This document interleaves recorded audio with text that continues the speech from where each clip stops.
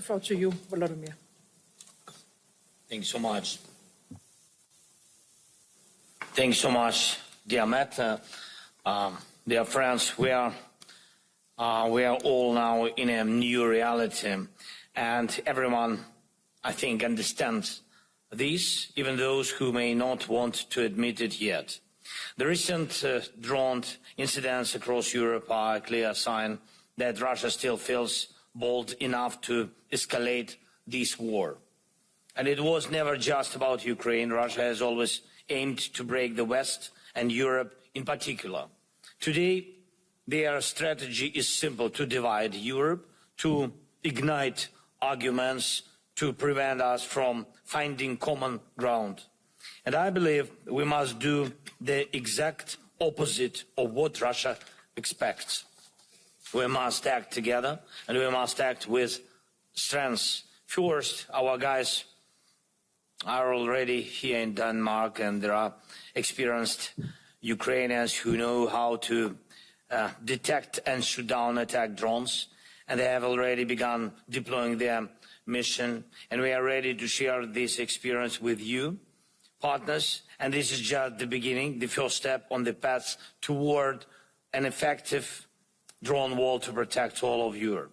Please, let's work together on coordinated solutions that will make this happen. Second, when we talk about the drone wall, we are talking about all of Europe, not just on one country.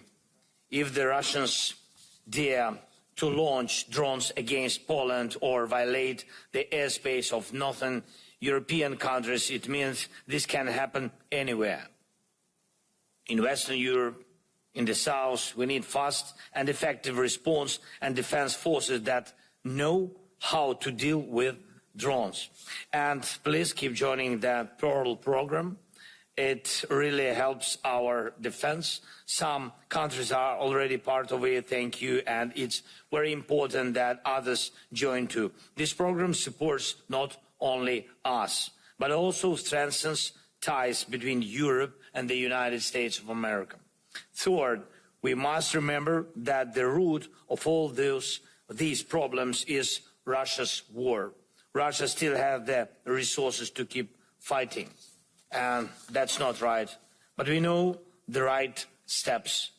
A 19th package of sanctions against Russia for the war is urgently needed. We also need to seriously think how to truly down Russia's entire oil trade infrastructure, because that's what fuels their war machine. Right now, we are seeing that even tankers already under sanctions are still being used by Russia. That has to stop.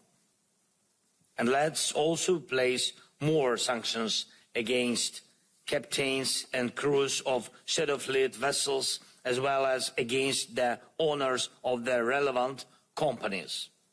And we need to think about placing sanctions on Russian oil terminals and the rest of their mainland infrastructure. We should also support President Trump's call to stop buying Russian oil here in Europe, as short-sighted to go against the USA. And the guys from Hungary need to hear this clearly. Energy from the US and other partners can fill the gap on the European market. Next, we need to finally complete 100% the work on security guarantees. We have already done a lot, and I'm grateful for that. Thanks to you, dear leaders. And now we need to put everything on paper and fully prepare every detail. Security guarantees for Ukraine can already work now. They directly support our army. But overall, every nation in Europe deserves real security guarantees. The model of the security guarantees that works for us will work for you too. And we propose to eventually expand all effective models to others. And finally, I want to congratulate, as speakers before me, I want to congratulate Maya Sandu on the victory. Maya, my congratulations in Moldova's parliamentary elections. These were very, very important elections. Europe has won.